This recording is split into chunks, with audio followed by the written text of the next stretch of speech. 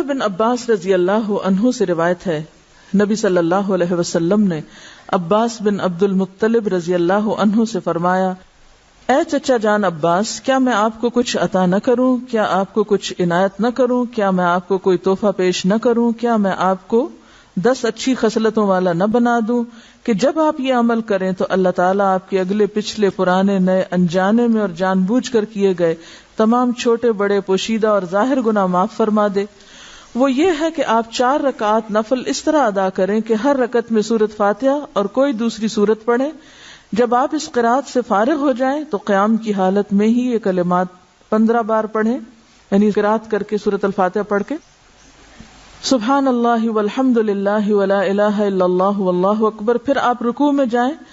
تسبیحات رکوع سے فارغ ہو کر رکوع میں ہی ان کلمات کو 10 بار دہرائیں، پھر رکوع سے اٹھ جائیں اور سمع اللہ لمن حمدہ وغیرہ سے فارغ ہو کر 10 بار یہی کلمات پڑھیں، پھر سجدے میں جائیں، سجدے کی دعائیں پڑھنے کے بعد یہی کلمات 10 بار پڑھیں، پھر سجدے سے سر اٹھائیں اور جلسہ میں جو دعائیں ہیں وہ پڑھ کے 10 بار انہی کلمات کو دہرائیں، پھر دوسرے سجدے میں چلے جائیں، پہلے سجدے کی طرح 10 بار پھر اس تسبیح کو ادا کریں، پھر سجدے سے سر اٹھائیں اور جلسہ استراحت میں کچھ اور پڑھے بغیر 10 بار اس تسبیح کو دہرائیں۔ ایک رکعت میں کل 75 تسبیحات ہوئی، اسی طرح 4 رکعات میں یہ عمل دہرائیں۔ اگر آپ طاقت رکھتے ہو تو نماز تسبیح روزانہ 1 بار پڑھیں، اگر آپ ایسا نہ کر سکتے ہو تو ہر جمعہ 1 بار پڑھیں، یہ نہ کر سکتے ہو تو ہر مہینے میں 1 بار پڑھیں، یہ بھی نہ کر سکیں تو سال میں 1 بار، اگر آپ سال میں بھی 1 بار نہ کر سکتے ہو تو زندگی میں 1 بار ضرور پڑھیں۔ حافظ ابن حجر رحمۃ اللہ علیہ فرماتے ہیں کہ یہ حدیث کثرت طرق کی بنا پر حسن درجے کی ہے، یعنی نماز تسبیح کی حدیث جو ہے اس کے بہت سے طرق ہیں، یعنی بہت سی چینز ہیں، اس لیے یہ حسن درجے کی ہے۔ شیخ البانی فرماتے ہیں کہ امام حاکم اور حافظ ذہبی نے اس حدیث کی تقویت کی طرف اشارہ کیا ہے اور یہ حق ہے، یعنی البانی کے نزدیک بھی یہ بات درست ہے کیونکہ اس کے بہت سے طرق ہیں۔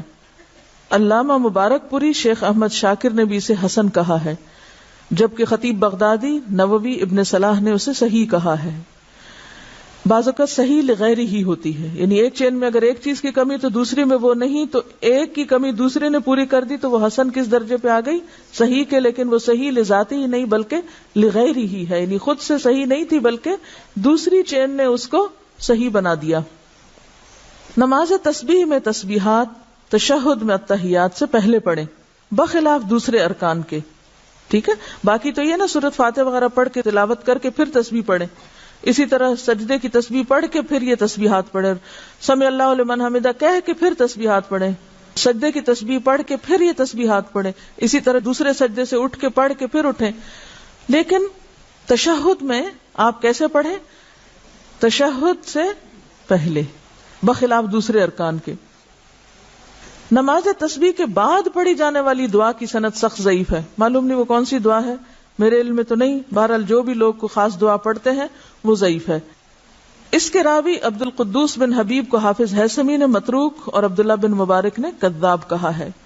یاد رہے کہ اس حدیث شریف میں نماز تسبیح کو باجماعت ادا کرنے کا ذکر نہیں ہے، صرف انفرادی عمل کے طور پر نبی صلی اللہ علیہ وسلم نے اپنے چچا جان کو اس کی ترغیب دی ہے،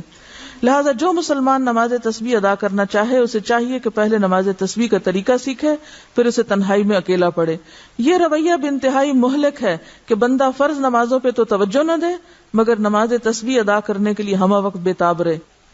لہذا فرض نمازوں کے تارک کو پہلے سچی توبہ کرنی چاہیے، پھر وہ نماز تسبیح پڑھے تو اسے یقیناً فائدہ ہوگا، کیونکہ فرض قضا کر کے نفل پڑھنے میں فائدہ نہیں ہوتا۔ نفل اس وقت فائدہ مند ہوتے ہیں جب آپ فرض بھی پڑھ رہے ہو، تو بہت سے لوگ فرض تو پڑھتے نہیں اور کبھی کبھی صلاۃ و تسبیح پڑھ کے سمجھتے ہیں کہ سارے فرض ان کے ادا ہو گئے، جبکہ ایسا نہیں،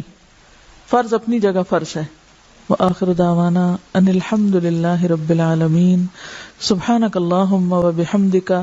نشہد ان لا الہ الا انت، نستغفرک ونتوب الیک۔